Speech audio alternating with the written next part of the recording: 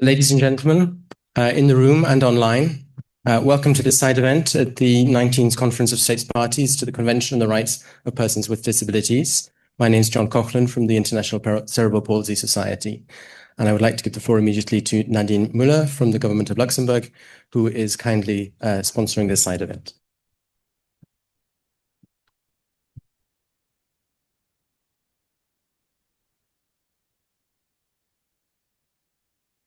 Thank you, John. Dear all, it's an honor for Luxembourg to open this event under the theme Play Without Barriers, from Early Intervention to Inclusive Societies. We gather today here in New York at the heart of where the Convention on the Rights of Persons with Disabilities was born 20 years ago, and in the home of UNICEF, whose mission to uphold every child's right to develop their full potential aligns perfectly with our purpose. UNICEF reminds us that play is not just a moment of joy, it's a fundamental pillar of child development, a bridge to inclusion, and a catalyst for equity. This event is timely. Tomorrow, the world will celebrate the International Day of Play, a global call to recognize play as a right, a priority, and a force for social change. The day's core message resonates deeply with the CRPD. Play is where inclusion begins. When we deny children the right to play, we deny them the chance to learn, to connect, and to belong. But when we design play to be for everyone, accessible, adaptive, and intentional, we lay the foundation for a lifetime of belonging. Let us be clear, inclusive play is not an add-on on top on the CRPD. It is the CRPD in action. It embodies Article 7, by ensuring children with disabilities enjoy their rights on an equal basis with others. Article 9, by making play spaces and opportunities physically and socially accessible. Article 24, by fostering inclusive education through play-based learning. And Article 30, by guaranteeing equal access to recreation, leisure, and culture, the very essence of a life with dignity. Yet too often, play is treated as a privilege, not a priority. Barriers persist. Physical, when playgrounds lack ramps or sensory-friendly designs. Digital, when technologies are not designed for accessibility, limiting inclusive play and participation. Social, when stigma excludes children from games. Systemic, when policies overlook play as a tool for development. These barriers do not just limit fun, they reinforce inequality from the earliest years. Today, we will hear from a diverse panel of experts, practitioners, policymakers, and individuals with lived experience who will explore how inclusive play can move from early intervention into everyday life. With that, I am very pleased to hand over to Gopal Mitra to guide us through the discussion. Thank you very much.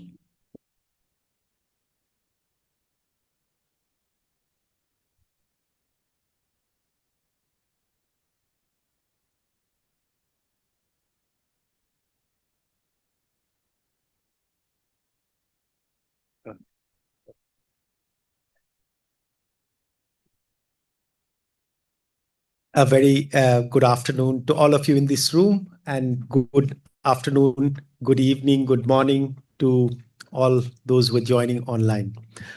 First of all, a very warm welcome to UNICEF House. It is the 20th year of the Convention on the Rights of Persons with Disabilities, and in these halls, we have had many discussions over the last 20 years on how to advance rights of children with disabilities, how to advance implementation of the CRPD, and we are lucky to be hosting this discussion today.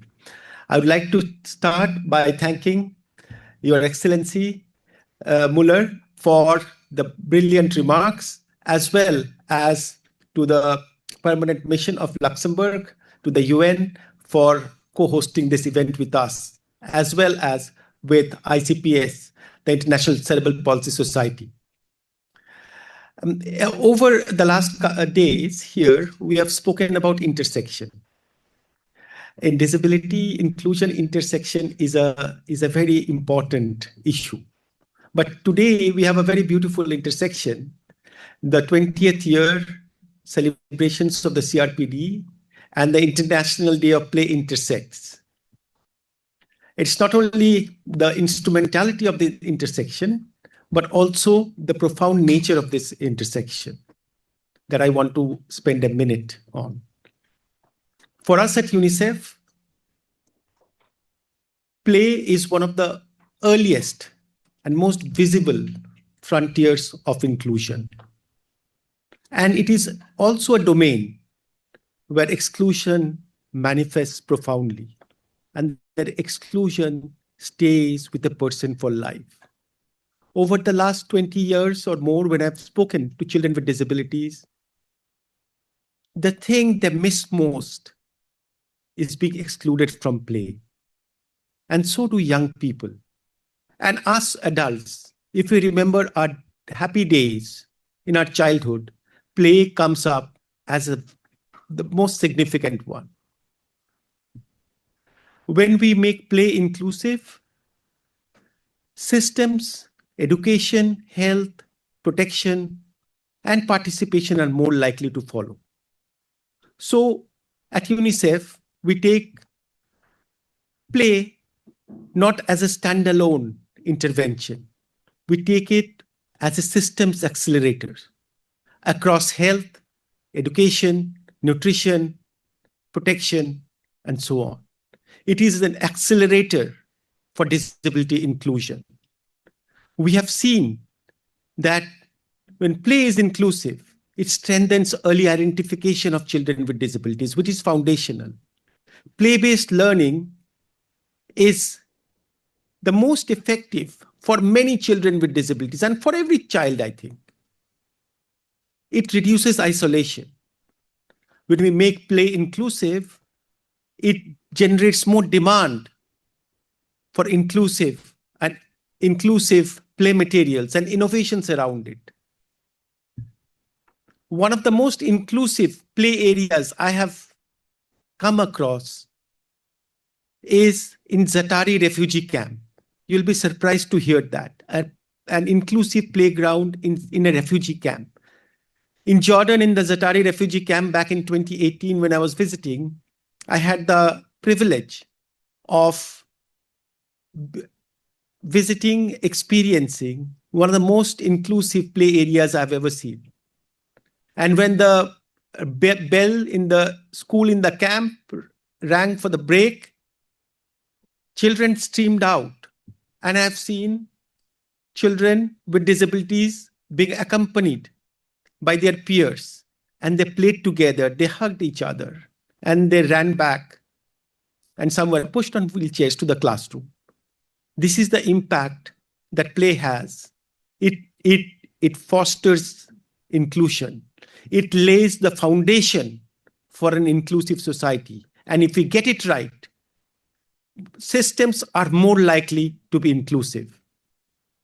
And it will help to achieve the principal aim of the Convention on the Rights of Persons with Disabilities, to dismantle exclusion and create a society where every child, including children with disabilities, are embraced. Thank you so much. And we have a very great panel, and we look forward to the discussions. Thank you.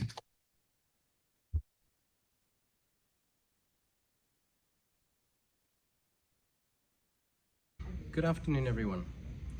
On behalf of the International Cerebral Palsy Society, I would like to thank UNICEF, the Government of Luxembourg, Cerebral Palsy Foundation, Special Olympics, Gillette Childrens, and all our partners for bringing us together today.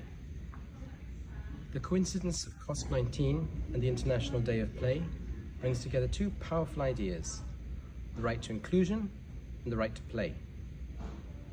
At the International Cerebral Palsy Society, we work with organizations in every region of the world. Across very different countries and contexts, we hear a remarkably consistent message from children and families. Inclusion begins early. Play is often viewed as recreation, but is much more than that. It is where children develop confidence, creativity, communication skills, friendships, and a sense of belonging. That is why play matters to the CRPD agenda. Inclusive play supports participation, agency, and social connection. It helps protect children from isolation and exclusion, and it creates foundations for inclusion throughout life. In many ways, play is one of the clearest indicators of whether a society is truly inclusive. When children with disabilities can play alongside their peers, it often reflects systems that are working well around them, from accessibility and education to family support and community design. When they cannot, it reveals barriers that extend far beyond the playground. Today's discussion is therefore not simply about play spaces. It is about how we create communities and systems that enable every child to participate and belong. And to explore how we turn that vision into reality, I'm delighted to hand over to Rachel Byrne.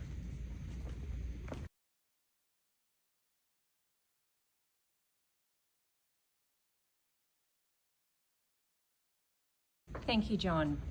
At the Cerebral Palsy Foundation, our work focuses on prevention, early detection, intervention, and lifelong participation for people with cerebral palsy and related disabilities.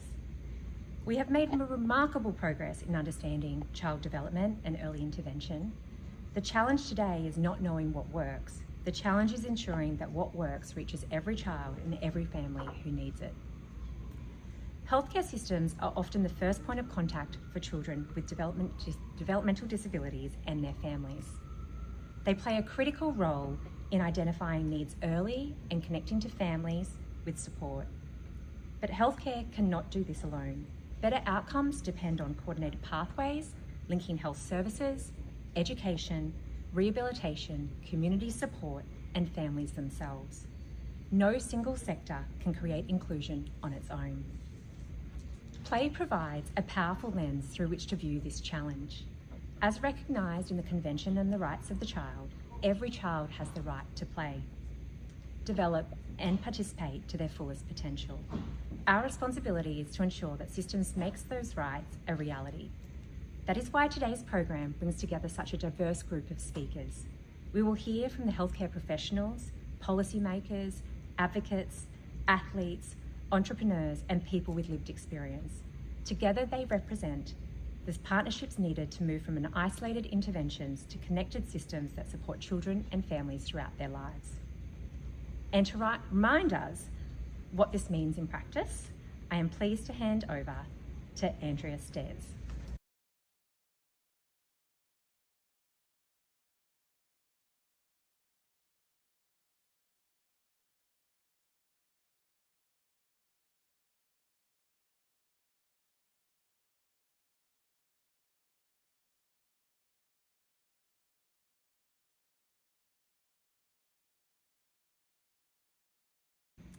Thank you, Rachel, and good afternoon, everybody.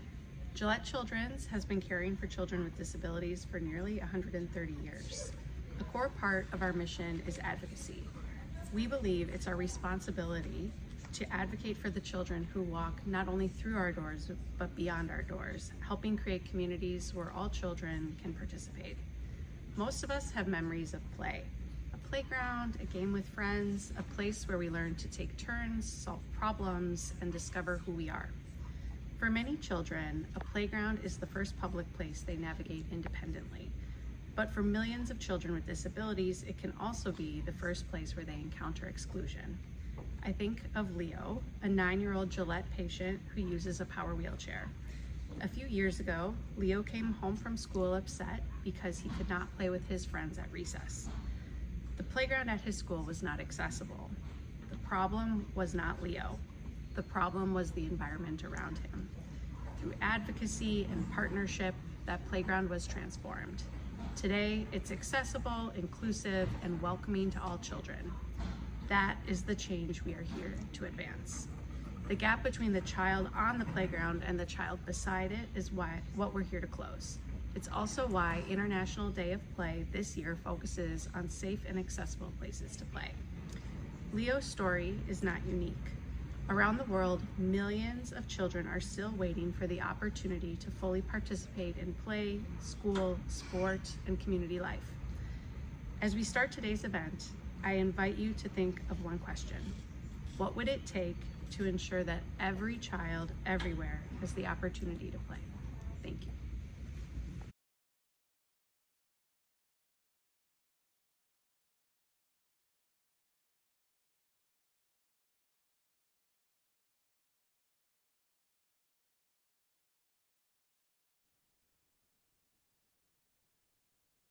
Before we switch to the panel, we have a very short video just to get everybody in the mood. And hopefully we can switch over to that now.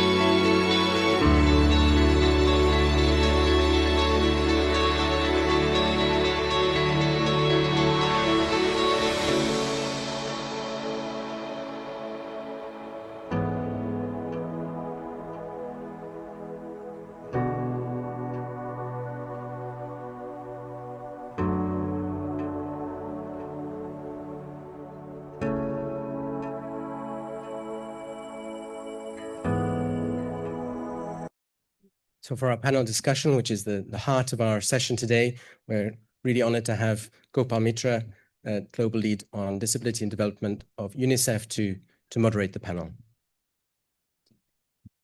Yeah. Hello, so here we are with the panel discussion. We have 6 panelists. We are going to discuss several dimensions related to play, and we have a very, very diverse and eminent panel. There are 6 panelists here. We'll go through 2 rounds of questions for the panelists. We'll go through the first round, then I'll come back to you again. So, and you have 2.5 minutes for the first round of questions, 2.5 minutes each, and then for the second round, 1 minute. So we are on a very tight time frame. So let's start. So we have Tori Barr, who's from Gillette Childrens. Tori Barr is a pediatric clinical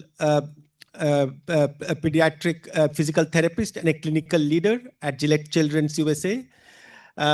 Tori, I would like you to tell us, what does the evidence say between the linkage of play with neurodevelopment and child development outcomes for children with disabilities? Thank you so much. So hi, everyone. My name's Dr. Tori Barr. I'm a chief of pediatrics at Gillette Children's and a MedPeds complex care doctor. So play is really the foundation of development. It is the meat of why we do all of the therapies that we do, it really is because brains of children are so plastic. So having repeated, meaningful experiences that shape neural connections to develop motor skills, to develop communication, to develop social, emotional regulation, play is necessary. Those rich experiences that happen over and over and over again for children to really thrive. For kids with disabilities, we know that high quality early intervention programs that embed play are associated with better outcomes. We also know that it leads to better family engagement, so that even within a family, these children are not othered from the other kids in their family. It can be a part of everyday routines. Through play, kids practice motor planning, joint attention, turn taking, problem solving, and self-advocacy in a very natural way, which allows them to generalize it into other situations. Play also helps develop more effective and engaging therapy goals. If you have a goal to do something with your friends, that's a whole lot more fun to do and to practice than something that your physical therapist comes up with. These play-based activities built into everyday life routines are stronger and have more durable effects. And it doesn't just help kids with disabilities. So the power of play to change the way how all kids think when it's inclusive. So during COVID, my husband's work came home, and that included switch adapting Power Wheels cars for kids with wheelchairs. And that meant my 4-year-old daughter was exposed to disability in our home. And what did that mean? Well, the next day when I came down and saw her fort that she built, it had a ramp into it so that Walter could come play in her fort. And when she was building Legos, she made ways for Walter to get into the different forts she was building or her magnet tiles. And that's the power of inclusion. When we open the door to possibility, children don't just adapt, they learn to imagine differently. They learn to design differently. Inclusive playgrounds do more than provide access. They spark connection, they build confidence, they foster understanding and support development of every child. They shape how kids see one another and what they believe is possible. Thank you. Thank you so much, Tori. And you see don't be shy in clap. You see the profound or the significant linkage between inclusion and play and neurodevelopment and overall inclusion. So thank you. Let me move to Rafael. Rafael Bonfim is the co-founder of the Casa Nasa Institute in Brazil. He's a Brazilian activist and also the co-founder of the Institute, which is one of the first organizations that for raising awareness on cerebral palsy and also providing evidence-based guidance to families. So Rafael, in many low and middle income countries, resources are limited. So what examples have you seen of low-cost or community-based approaches for inclusive play? Thank you so much. Before I answer your question, I would like to give a very heartwarming thank you for everyone that made this possible, especially for John, Rachel, and Nadine. Thank you so much. We are always honored to collaborate. Thank you again for making this possible. I am from Brazil. My name is Rafael, and I'm from a huge country with very different realities in the same country, in the same community. And your question is very interesting because when we think about low income, we're actually thinking about poor planning. So I think we can see this in a circle. We start with low planning and low government presence. It can be in a public building or private building. It can be in a school. It doesn't matter. I have no investment to make that space inclusive so no one can play there. You can imagine whatever situation you want. And then if I move in my circle, I will find that people want to go there. People want to play there. We have children that might be going there. So we start to get a little bit of possibility of community engagement. We have the possibility to shift culture. And this connects directly with my experience. I recognize that as a child, I was able to go to a school that had this pillar in a very, very strong way. And we can also think of this as a bubble that works for a lot of contexts and different situations. It came from leadership. Mm-hmm. Our principal was very keen on inclusion back in the 80s. This was actually where I met Marina, the co-founder of Instituto Nossa Casa, and we were able to be in this environment where leadership said that inclusion is important. No matter if we know how to do it or if we don't, we have to make it work somehow. And that came down to the teachers and then to the students. So I was able to make friends and able to play with them regardless of my environments because of that culture. And that ties in nicely with what we do at Instituto Nossa Casa. We empower people with knowledge and with concepts so they know what their rights are and how they can move within their communities to make that poor planning and the lack of government presence, how can we circle around it, or how can we engage to make governments be more proactive when it comes to inclusion? So basically, my experience taught me that having friends around me and having that culture near me made all the difference, regardless if I had accessibility in that place or not. We were just going to go there and just have fun together, no matter what. Thank you.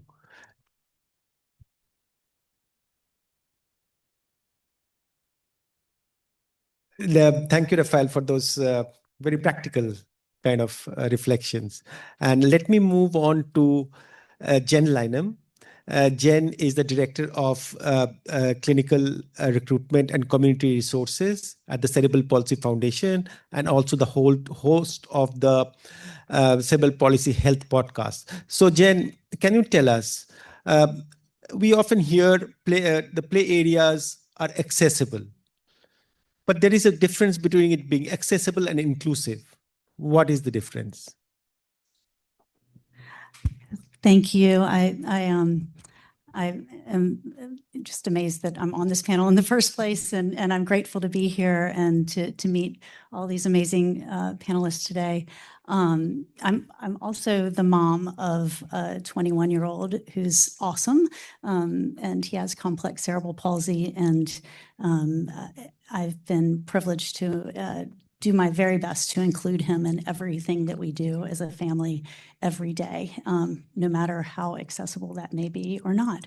And I think Rafael sort of answered the question for me. You know, any playground can be inclusive in my belief, but it may not be accessible. And it takes creativity, it takes community, it takes friendships.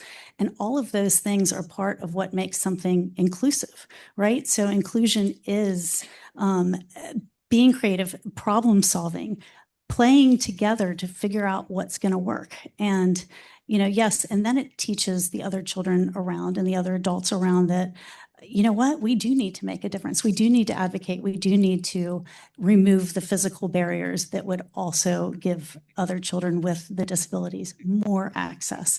But in my heart, we can make anything inclusive with the right attitude and with kindness, and, you know, just to promote those friendships and to ensure that no matter, you know, what your disability is, we're still just on the spectrum of humanity. So thank you. Thank you. Great. Great. Thank you for that very deep kind of reflection. Let me now move to Gerald Badbayer. I'm sorry if I'm pronouncing your name incorrectly. And Gerald, you are a special Olympic athlete from Mongolia. And Gerald participates in table tennis and swimming. brilliant sports, and is also the Surgeon Shriver Ambassador for Inclusion of Children with Intellectual Disabilities. Yael, can you tell us how did opportunities for play and sport influence your subsequent journey as an athlete and as a leader? Hello, everybody. Before I found sport, my world was very small. I was 12 years old, and I spent most of my time playing Mario on the screen by myself. In 2014, I joined Special Olympics Mongolia, and everything began to change. I started playing table tennis and swimming. At first, sport was just something to do, but slowly, it became who I am. Sport helped me gain confidence by giving me the platform to freely express myself. Table tennis taught me to focus, to stay calm, and to trust myself.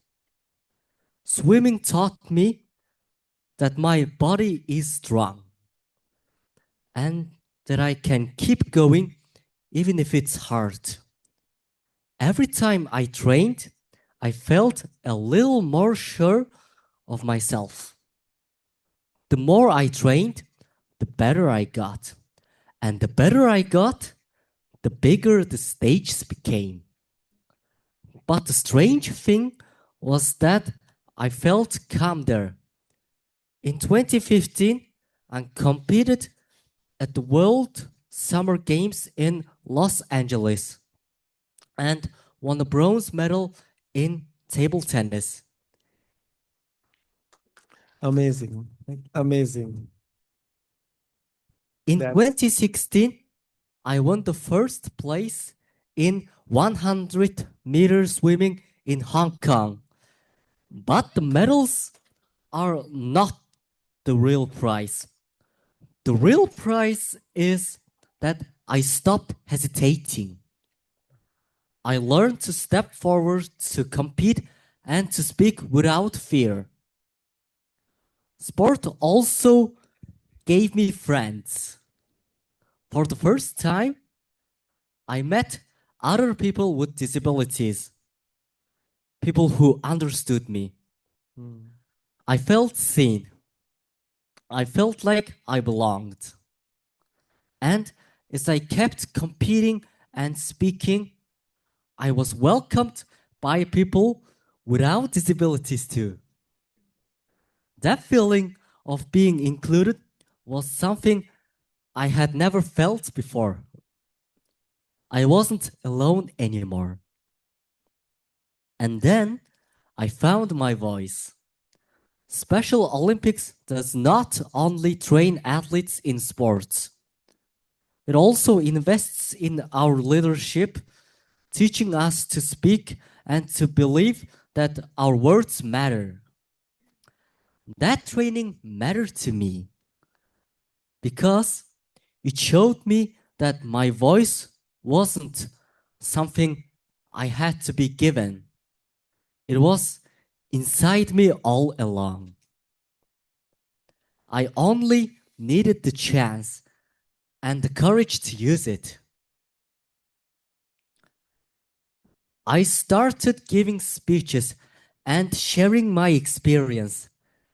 In 2024, I got the opportunity to become one of the global ambassadors of Special Olympics representing the East Asia region. And I spoke in front of a camera for the first time. Last year, at the World Winter Games in Turin, I played the piano at the closing ceremony, which was the biggest stage of my life. And standing on that stage, I felt the confidence that years of sport had built in me. Play and sport did not just make me an athlete. They made me a leader. And they changed my life forever. Thank you. Thank you. Thank you. Thank you, Yaral, for that inspiration. How amazing. Now we go to another person who I find very inspiring, Drew Davis. Drew turned a holiday kind of business project into a multi-million-dollar company. We have Drew with us, and he's also an advocate, changing attitudes of the society towards disability through humor, through philanthropy, through so many ways. Drew, when you look back to your childhood, how has play shaped to what you are today? Yeah, thanks so much for having me. When I look back at my childhood, play really shaped. That's echoing. Screw me up. Sorry. I was born with cerebral palsy, which a lot of people saw my disability before they saw me. And what play taught me to do was be a kid. And it wasn't about doctor's appointment or PT. It was about finding a way to compete, laugh, and find ways to participate even when things weren't made for me.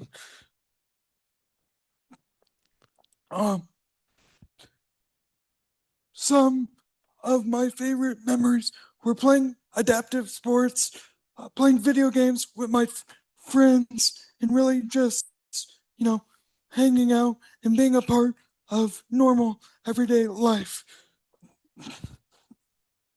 Play helped me build confidence because every time I found a way to participate, I proved to myself that I could do it. It also taught me resilience. When I was a kid with a disability, things didn't always work the way I wanted them to. They were supposed to, but you learn to adapt and make it a way where you can participate. Looking back, I think play was one of the main reasons I have the mindset I do now. And that allowed me to, when I got that school project, not be disappointed. It really fueled me. Today, Stacked is a multi-million-dollar brand that supports people with disabilities. Not only that, but I'm a content creator for more than 500,000 people. Currently, we're on a 600-mile bike ride for disabled veterans, and recently becoming the youngest physically disabled Ironman in the world. And without play, I wouldn't have the resilience to be where I am now. And so without play, none of this would have happened. So that's why it's really important for people to be included in play, even when activities aren't originally made for them. Amazing. How many of us can claim to do that? Huh? So thank you, Drew. And our sixth panelist, last but not the least for sure, Your Excellency, Ms. Lee Anderson, member of the European Parliament. Lee Anderson is also the chair of the European Parliamentary Committee on Employment and Social Affairs, and a strong champion of disability inclusion, I must add. So, Ms. Anderson, how can policymakers ensure that inclusive play is not just a children's issue, but a human rights and a social rights issue? Thank you. Thank you very much, and thank you for having me at this panel. When I prepared for this, my first thought was, how often do we hear policymakers talk about play? Yeah. And I would argue not very often, especially not often enough, considering the profound importance that it has for children, And I think both Jeroen and Drew talked about this very well. Also actually underlining, I think in concrete terms, why this is a human rights issue. Because I think policymakers, when we speak about inclusion, we have a tendency to focus very much on issues such as education, employment, traineeships, but not really going into what the aim of inclusive policies actually are, which is to ensure real equality and equity when it comes to human rights. And then we need to look at the things that makes life life. And I think play is a very important example of that. So really, to make inclusion reality, we also need to look at play. How do we have policies for play? Was the next thing I thought about. And to answer that question, you also need to think about where play happens, right? Mm-hmm. And one place where play happens, of course, is as a part of our educational system, actually, especially in early childhood education and care, where play, I would argue, should be the main focus. And there, yes, we can have policies for inclusive play, depending on how well we are able to actually implement inclusive educational policies, also in the realm of early childhood education and care. Play also happens, as was already mentioned, in a lot of environments outside education. Can we have policies for not only accessible, but also inclusive playgrounds and places for play? Yes, we can if we want to.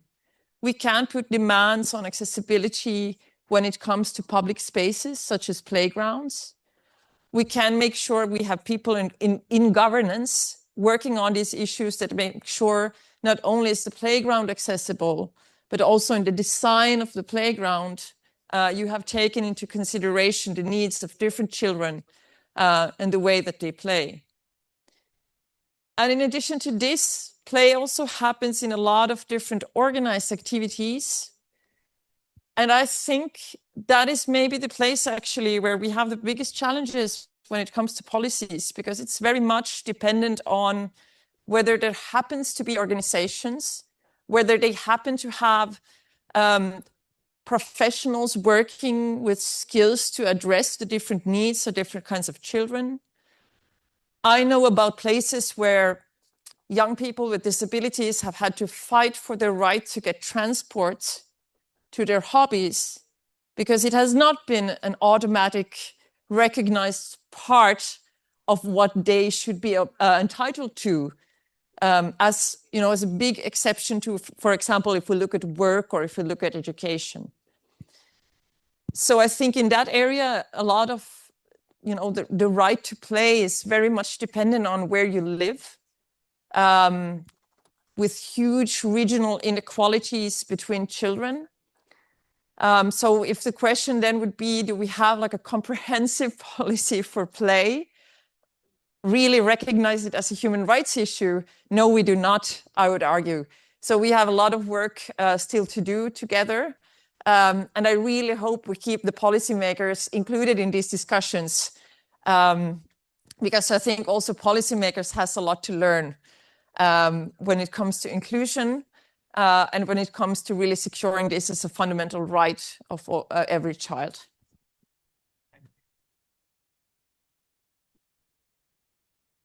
Thank you so much for those insightful as well as candid reflections. The next round will be a rapid fire round, 1 minute or less. Starting Tori Bar, if you know the Conference of States Parties, if you have one recommendation for the government delegations that would have the most impact on play, what would that be?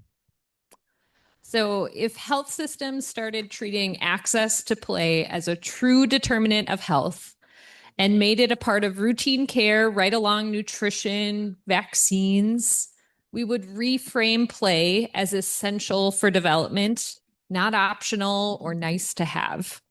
This moves us from a medical model of disability and toward a world where children can imagine, explore, and shape what's possible for their future. Play is the substance of life. And access to play gives every child a chance to create their own story. Thank you. Thank you, Rafael. If there is one message you would like to give policymakers on the importance of play, what would that be? Investing in play is investing in the future of your country or your city or your school or wherever you are. And it's not something to be neglected. Because if you invest in the future of those people will also invest back at you. They will empower you. They will support you. And they will be recognized by you.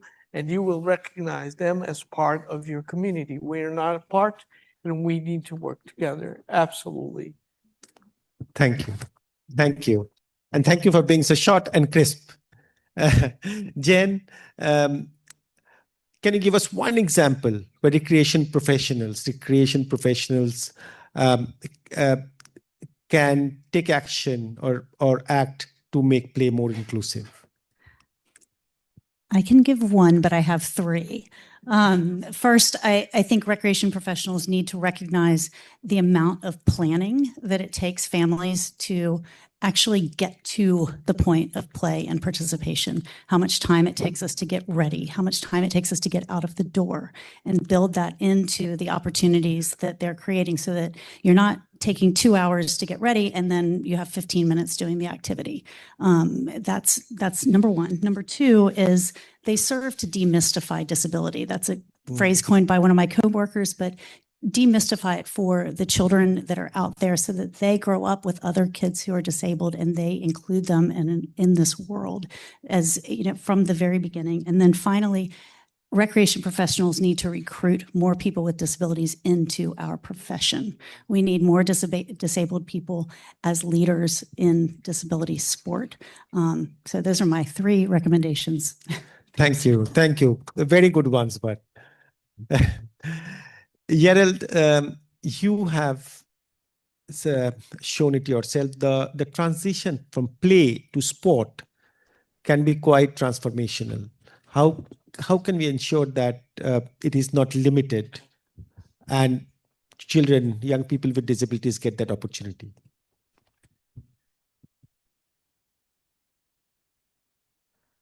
Play is transformative, and I know it because I lived it. I was very lucky to be introduced to Special Olympics by a teacher at school number 55. She took me the time to understand my needs and knew where to point me. And that's exactly what a good teacher does. But think about how much loneliness I could have avoided if I was able to experience the power of play earlier. That's why Special Olympics offers the Young Athletes Program, which brings inclusive play to small children with intellectual disabilities starting at age 2. To grow inclusive play programs like Young Athletes, we need more teachers and more community coaches who are trained to support and engage children with disabilities. Play and sport are powerful tools for inclusion. They bring people with and without disabilities together, help us understand one another, and build communities where everyone belongs. If we teach that early, no child will be left outside the game. Thank you. Thank you. Thank you. Thank you, Gerald. Going back to Drew. Drew, we say play is establishes a foundation, and you are an entrepreneur today. What skills, experiences, relationships do you use today that you feel was first developed through play? Yeah, so play was my foundation for where I am today because, problem solving came from, coming up with solutions when things weren't made for me. Communication came from communicating the problems I was having to people when I had them. Friendships, came from at the adaptive sports, and same with teamwork. We have confidence came from trying new things and failing. And when I look today, play was really the foundation for all of these things. And without play, I don't think I would have had any of these foundational skills, because I grew up in a small town. There was not many people that looked like me that I could learn stuff from. So it all came from play. And without play, I wouldn't be a content creator, business owner, et cetera, because I would not have had any of these skills. So thanks for play. And thank you. Thank you, Drew. And Your Excellency, Lee Anderson, if you want to leave the audience with one policy recommendation that could promote inclusive play, what would that be? I think one policy recommendation would be to address the issue of a play. As I said, it happens in many places. So if you want to have a real kind of strategy for inclusive play, as a policymaker, you need to be looking at education, you need to be looking at the built environment, you need to be looking at hobby activities and recreational activities and so on, and to have kind of comprehensive strategy for how you build inclusive play, taking into consider all of these different sectors. Thank you. Thank you. So with this, we come to the end of the panel. It has been a fascinating discussion. I learned a lot, and I hope you enjoyed the discussion as much as I did, and all of us did in the panel. So let us end by giving a big applause to the panelists once again.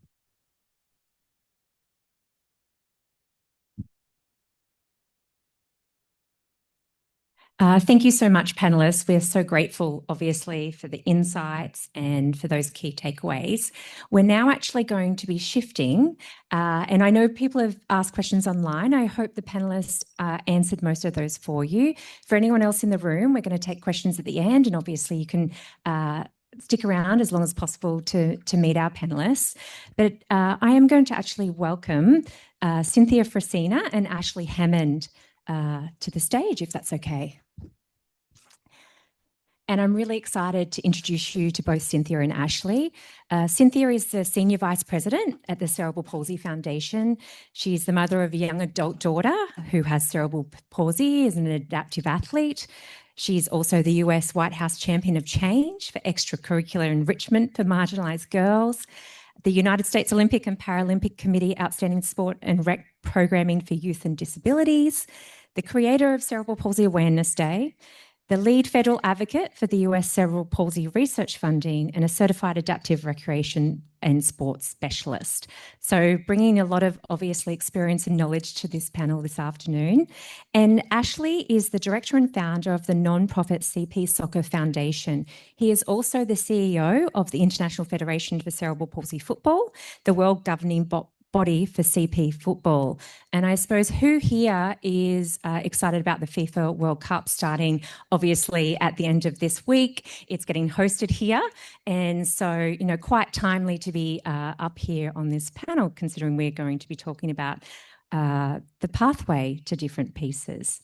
He is also the president at the Sports Domain Academy in New Jersey, a soccer coach, a father of a young adult son with CP who plays on the USCP national team. So we are going to talk about the pathway both to professional sports, but as you heard from the panel prior, play starts early on in childhood. So my first question, and this is for you, Cynthia, as a parent of a child with CP, can you share how play shaped your daughter's development, her confidence and sense of belonging, and what barriers you faced accessing inclusive play opportunities? Thanks, Rachel. Yeah, this is a really important question. As a mother of a daughter with CP, what I learned really quickly was play is never just about play.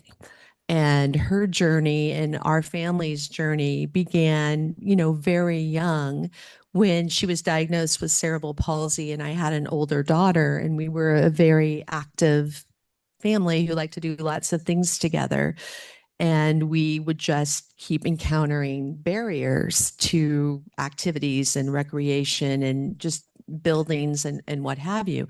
And one thing that I learned, I wish I could go back and tell myself this when I was a young mother, and that was to really consider the importance of play, because play opens so many doors. Play really became passion, both for my daughter and myself, but it built self-confidence. It instilled self-discipline. It really led to advocacy, not just in what I do, but my daughter as well. But one thing that I really learned is early on, before I really understood that, as many parents do, we spent a lot of our free time, instead of thinking about play, we were thinking about medical things. Summers were surgery, sometimes, and then intensive therapy afterward. And after school, oftentimes would be therapy and other things. And there were a few years there where I think I really lost sight of play and the importance of it. But luckily, we really discovered the importance of that, and it led to adaptive sports and recreation. And then my daughter, followed that path, and it became her passion. And she became an adaptive athlete and then a para athlete in track and field. And was the first female track and field athlete at University of Michigan, where she just recently graduated a couple of years ago. That would have never happened without play. That was the key.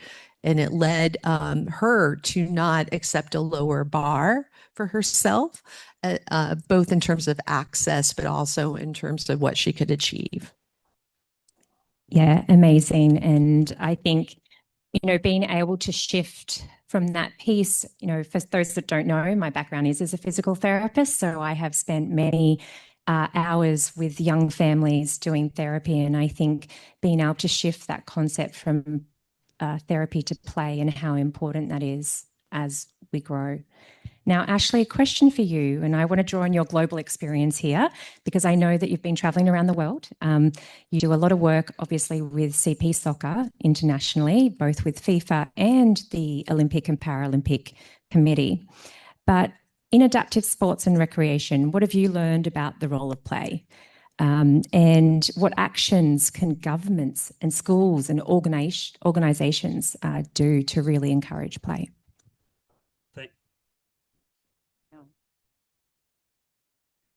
Well, first of all, thank you so much. It's a real honor to be here. And I don't know how we follow the first panel and then yourself. Extraordinary stories, extraordinary conversation there. And I feel so privileged to come to events like this all the time, because I always walk away having learned something myself. And I learned something last week, which really just struck me. I was in Turkey with a conference there about adaptive sports. And then one of the speakers said, sport is the cheapest medicine that we have. And that's how he characterized play. And it just struck me as, wow, that's so true. And the question, I think, is a great question. And it really made me reflect upon how we as parents of my son, who's got CP, as said earlier, we miss that too as parents. We focus so heavily on the medical side. Life was PT, and we somewhat forgot about play. And when my son was cut from his football team at age 8 because of his CP, he wasn't able to keep up. It really hit us in the face that maybe we should have focused on that. And I chose to do some research, and I did some mostly anecdotal research, and really worked out that most kids of my son's level of disability, he's a hemiplegic, right-sided stroke, left-sided impact. Most kids of that age, most kids like him were being marginalized out of sport at age 7, 8 years of age. And I sort of did this like 9, a 7, 8, 9. And we sort of went on this journey to educate parents about that, about the importance of getting them into play. And yes, the therapy, and yes, the PT is really important, but super important that we balance that. And listening to I'm sorry, I don't remember the doctor's name who sat here, but brilliant the way she characterized the need to balance that. And I don't need to repeat that. What I would say is that my answer, our answer as a family, Shay's answer, less my answer. Shay's answer is, well, if we can't play with them, let's build our own. So we did exactly that. And we went across the country and we've built CP soccer programs in 22 cities now. And we have hundreds and hundreds of kids across the country playing soccer for free. We make sure that nobody has to pay for it because unfortunately soccer and football and sports in general is expensive. But I think, and because all Shay ever talks about when he speaks and when he goes around the country is, I just wanted to be on the playground on a Monday morning with a shirt that belonged to my team. And I think the word team for him was important because he would show up on a Monday morning and all the kids would be talking about, we went to Maryland, we went to Virginia, we played. And at 8, he'd been nixed out of that. So his ability to then go back on a Monday morning with that shirt was really important. And it sort of came to a head this year just for him. One of the goals that he set forth for his life was to play soccer in every continent. And so we actually went to Antarctica and played soccer this winter to ensure that he's the only soccer player in the world ever, CP or no disability, to have played soccer on every single continent. Luckily, I was with him and I did it for my 7th continent too. So we are the only 2 people that played soccer on every continent of the world. And the Penguins enjoyed watching us, but that's how important play was for us. Yeah, I think that's an amazing, obviously, pieces that we've heard today. I think some of the things that I'm really taking away from this is a sense of belonging, right? Everybody wants to feel like they belong. And if there isn't, a seat at the table, create your own table. And it's pretty extraordinary, obviously, what we heard from Drew and all the different components that Drew built throughout his career, but also what you've done with CP Soccer. Cynthia, you've done a lot of that as well. I obviously know your story very well, but I know there's been a lot of firsts that you've achieved.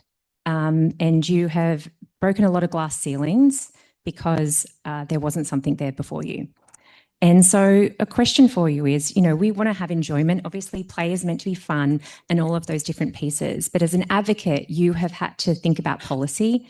You've had to think about how you can actually get change to happen. And we heard a little bit about it on the previous panel.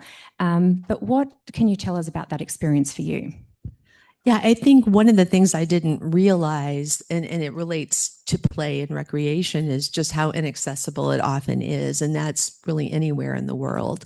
In the US, as well as programs that I've run in other countries, what would seem to be a fundamental right and something that would just be, easy is not so much the case. So one of the things that became so important to me and really shifted my whole career as a mom and as a professional was to advocate for policy change, because many times without the policy change, boots on the ground, the families can't actually then access. So whether that is a national or global awareness day, which in and of itself, is fine, but, really attaching action to that. But another part of it is advocating for policies and funding that actually change practice and change playgrounds and change the laws and the rules in different places. So that has been a really big part of my focus. So not just, adaptive sports is one thing, not everyone does that, but play is a human right that we all should be able to, all children should be able to participate in. And oftentimes it requires policies and laws to be changed. And that's something that I'm really proud to be able to do, whether it's for marginalized girls, girls of color, children with disabilities in countries around the world. And we should just keep really focusing on that because it's happening. Change is coming and happening. Yeah, I think when we think about policy and when we think about these days, it is the International Day of Play tomorrow. And obviously that is a UN resolution, and there has been so many active components, both because of UNICEF and the Lego Foundation and others, on how to drive play around the world. And to see with policy comes funding, with funding comes action, and obviously that action changes many children's lives. So Ashley, last question for you. So as you look across the different countries and cultures, the 7 continents around the world that you have played in, what is one example that you've seen of inclusive play done well? So thank you for the question. And once again, I just want to go back to your statement. If you haven't got a seat at the table, you build it. And thank you. I learned so much. That's a beautiful way to say it. And thank you again for teaching. There's always learning. Two quick points. Number one, we had our Asia Oceania event in Indonesia this past fall, and the NPC of Indonesia made sure that every single game that was played, that the Indonesian men's CP national team played in, every single Paralympic athlete of every sport was enabled to get to the game from across Indonesia, if you know Indonesia, there's 1,000 islands, and they find ways to fly people in. So at every single game, there was this incredible outpouring of energy and love from every disability. I got to, and I personally went and shook the hands or said hello to every single athlete in the stadium that was there, because it just meant so much to me that they were there. And if that's not an example of what the power of play is, because the game meant nothing to them. Half the time they were just hanging out. They were all walking around meeting different para friends from different sports. The sport was important, but it was really just a part of the event, and it turned out to be a part of the event. So I think that's really important. And my second thing is, and I think it's on topic, but I think it's really important, is, when I came on board with the IFCPF, for example, and even as a parent, I have a habit of breaking China wherever I go. And one of the areas in which I think I really want to make sure that we talk about here is, as hard as it was for my boy, it is doubly as hard for young women. And we have got to make sure that we always remember gender equity as one of our statements, because gender equity is absolutely nowhere in regular sports still, yet alone in our world. And at the IFCPF, when I had a chance to get FIFA money, they gave me a long list. I said, women, women, and women. That's where we're going to put our investment moving forward. And I just really think that we have to make sure that that policy is expounded upon and talked about, because young women have it much harder. And how do I know that? Because I see poor policy as it relates to girls playing soccer all over the world. Poor policy, not good policy. And our hope is to change that. So gender equity has to be mentioned with every commentary about disability as well. Yeah, I think that is absolutely essential and obviously really important in these conversations. And particularly with women's movement in sports, I think it's something that we need to make sure that disability and obviously girls is a focus there as well. And I think what I would also like to say is thank you everyone in this room. You just spoke about community. You spoke about how wonderful it is for everybody across different sectors, whether you work in policy, whether you're in the disability sector. Obviously there are so many people represented here today, and I think it's an incredible thing for us to come together as a collective, because obviously that is so powerful. I'm now going to hand it over. So thank you both to our panelists for those insights. I'm now going to hand it over to John Coughlin. Thank you.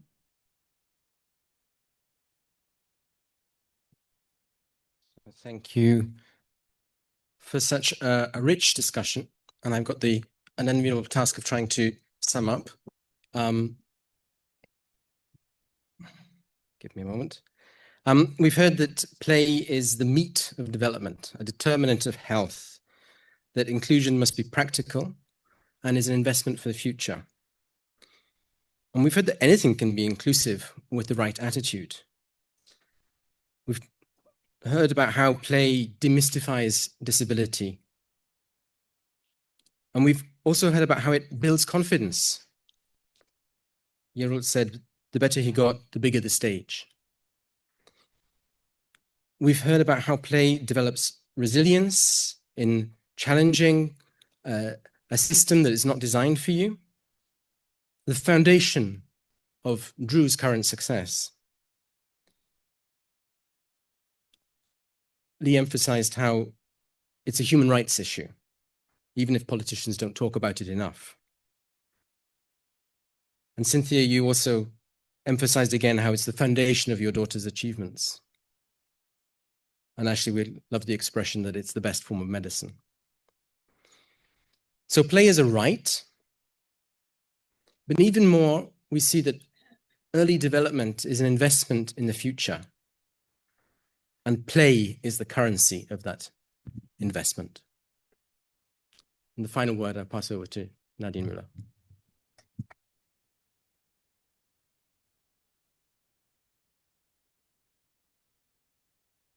So, dear all, so today's discussion reminds us that inclusive play is not a luxury, but it's a shared responsibility, one that connects health, education, sports, communities, and policy. It also shows that change is within reach when we act with intention and collaboration. So where do we go from here? The CRPD wasn't written to overwhelm us. It was written to guide us step by step. The answer is simple. Start with one. Here's the challenge we're putting to everyone in this room, regardless of your role. As part of ongoing efforts, take one concrete step to remove one barrier to inclusive play, whether in policy, practice, or community life, by identifying a gap, acting to address it, and advancing the rights and participation of all children in line with the CRPD. This isn't about solving everything at once. It's about proving that change is possible, one barrier at a time. Because when we each take on one, we don't just make play more inclusive, we make the CRPD real. And importantly, solutions must be developed in close consultation with children with disabilities, recognizing their right to be heard regarding matters that affect them. Thanks to all of you for your passion, your expertise, and your commitment. This conversation doesn't end here. It's just getting started. Thank you very much.